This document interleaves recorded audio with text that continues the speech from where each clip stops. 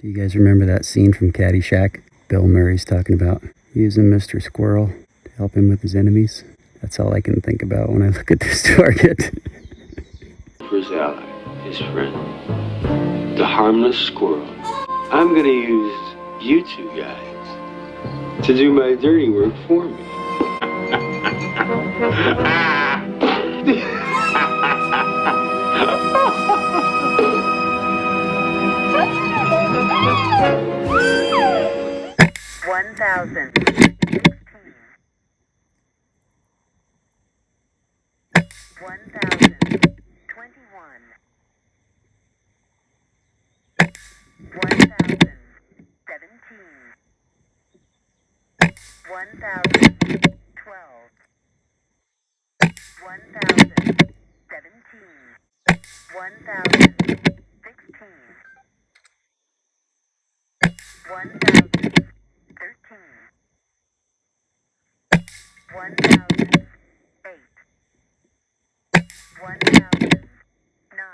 And just to finish him off. 1,011. Crosman premieres, baby. Average of 1,015 feet per second. And you saw how accurate they are.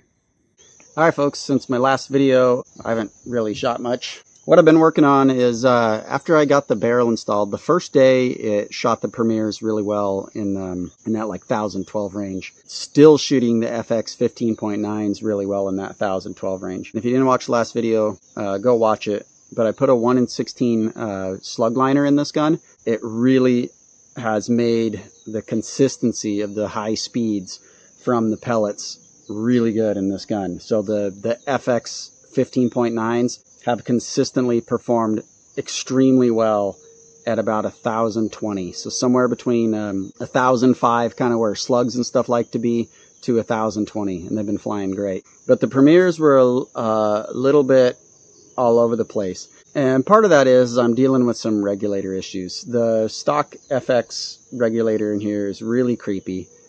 I took it out and polished it. It's still creepy. So I've been tuning the gun with the valve to get the valve to tighten up the SD. I'm not finding like perfect sweet spots at above 1,000 with it. I got it to shoot like a 2 deviation down in the 900s. So I do need to do a little bit more work to get it to have a good standard deviation at this speed. But right now it's between like 1,011 and 1,019, and the accuracy is really there. And so as long as the accuracy is there, I'm not super concerned about the SD, but I would like to have both. So anyway, that's what I've been working on today, and so I got it working really well with the premieres. Those are going to be my training pellets, and I want them to be over 1,000 feet per second. I don't care what people say about that. That's what I want them to do. I really like how snappy it gets to the target. I want to get rid of that dwell time. The accuracy is great at 970, and so if I just see some sort of vermin or something I want to shoot, and I need it to be accurate, and because I haven't had the consistency at the fast speeds yet, I just stick it at 970, and I know it's going to perform really well there. I know that seems really obvious, and it is obvious, but I want them to go faster. They hit so much harder when you get them above that 1,000 feet per second range. You just see the pellet explode when it hits the target. It's awesome. You know, I had stopped using the valve because a lot of people are like, you don't need to use the valve. Tune your gun, but I was getting that low and slow first shot, and I was watching the Viking Air Gunner channel, and he has some tuning stuff on there, and none of that stuff is new to me. But in his last video, he really talked about using the valve and slowing down last shot after your gun's plateaued, right? Let's say your first shot is 1,000 feet per second, and then it climbs all the way to 1,020, which is kind of what it's doing for me. What I did is I used the valve to turn the plateau down to 1,000. So now my first shots are really close to where my last shot is after the gun's been sitting. Like I said, I haven't got my SD super tight yet. I have it some speeds, but not at the speed I want. So I need to probably play with the regulator a little bit more and stuff. Where I'm at right now is roughly 141 bar. So it's been sitting for a couple minutes while I'm talking to you, and it's already crept to 143. I think it was 152 when I woke up this morning. So it's very creepy. That's what we're working on. And the reason I want to do that is because I have a barrel tensioner, and I got it from FX Fanboy. So check out his thing. I'll link him in the description. I haven't had time to index the tensioner sleeve. So what happens is when you tension it down, the POI is all off. So I wanted to find a really consistent, accurate setting, and then I'm going to put the tensioner on there, index the tensioner so that I can get the ultimate rigidity. Although these aren't heavy slugs, I am pushing high reg pressures and fast speeds. I think the harmonics are just a little bit jumpy, so I would like to try the tensioner, even though I've got the accuracy on these things balls out right now. You just watched me shoot Mr. Squirrel. And it does that all the way out. But that tensioner, I want to just take that one little bit of harmonics element out of it. Without further ado, let's do a little shooting. I'm going to go here to the 50 yard. Mr. Squirrel was at 25, which is where my 0 is. And the reason my 0 is there is because somewhere around like 65 yards again or something like that is where my far 0 is. If you look at speed challenge shooting, give away all my secrets. A lot of people just sight their guns in for 50 yards. And speed challenge, that's not where you're shooting. You shoot from 15 to like 65. So I want my far 0 on like 65. And then you have to shoot at 15 yards. Not sure what it is off the top of my head, but I'll have like let's say a 1 mil hold or a 2 mil hold at the 15. In the middle there, I can get away with just like 1 milliradian when I'm shooting them this fast. I don't have to play around with the inside of the scope as much. So my last shot before the gun cooled down was 1014, and it's jumping around between 1009 and 1018. So we should hopefully be with the gun cooled down, and at 143 bar, hopefully I've got it adjusted right so it's still close to that 1014. So let's see. All right, there we go. Go right in the middle of the 3-inch. Oh, chronograph turned off. Well, crap. So usually a second shot will still be low and slow. That one felt different. I could tell that the valve was fighting the hammer on that. So this shot harmonically will feel different. And I don't really care if the first shot feels harmonically different. I just want it to be consistent as far as the speed goes. 1014. There you go. And you can see what it did as far as accuracy rise, even with the thing swinging. 1022. Shouldn't have opened my mouth, huh? 1016. 1011.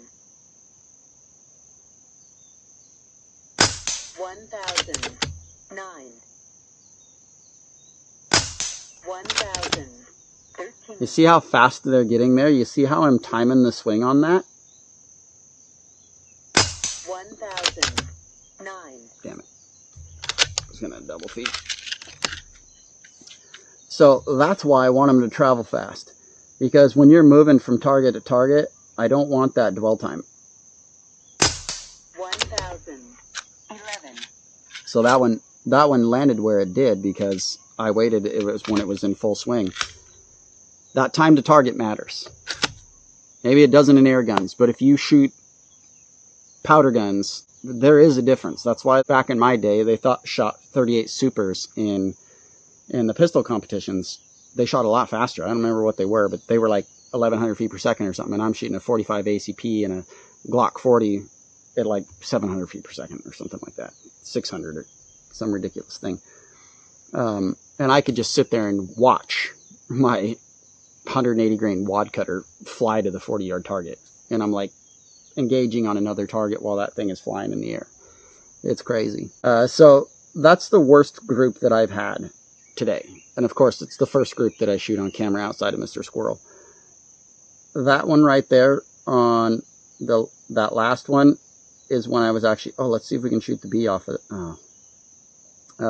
That was the last group, and I was actually making adjustments during that group.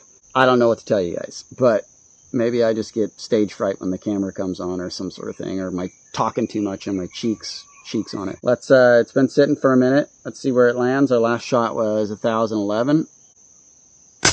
1013. Good enough, at least for the standard deviations I've been getting. 1019. 1,013, 1,008, 1,016, 1,014. All right, so once again, the worst group that I've had in like 20 minutes. That right there, that was the one I shot. I don't know how many that is, like 12 or something like that. I shot that right before I shot the Mr. Squirrel at the beginning of this video, wherever the hell he's at. So that's still good enough. That's that inch and a half. That's 49 yards. So let's take it out to 65. Normally this would be my 80, but I'm sitting under the tree today because I didn't want to bake in the sun. Find a little spot on the rock here, right about there. 1,016. It's a little bit low. 1,013.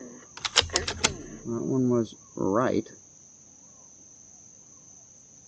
1,021.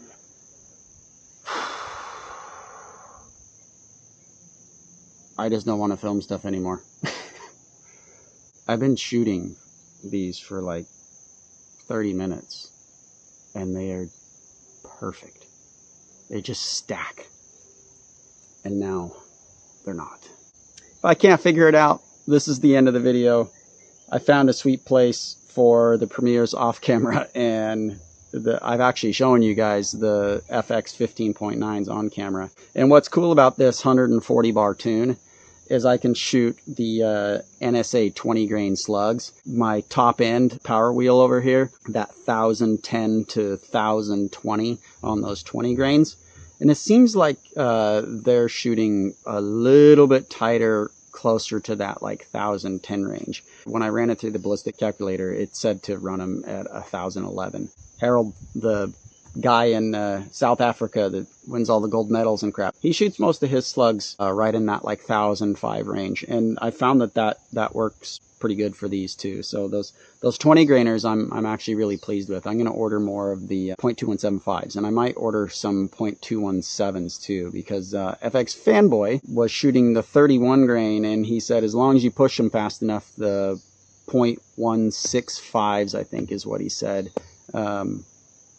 shoot better. That's actually the same slug that Ted's holdover was shooting super tight groups at 1100 feet per second with the 31.2s. This gun doesn't have enough power to push those. I actually put them into this tune yesterday and they were shooting like 798 feet per second, I think, average. Anyway, shutting her down for now, and I'm going to have the barrel tensioner on in the next time I turn it on. 1 week later.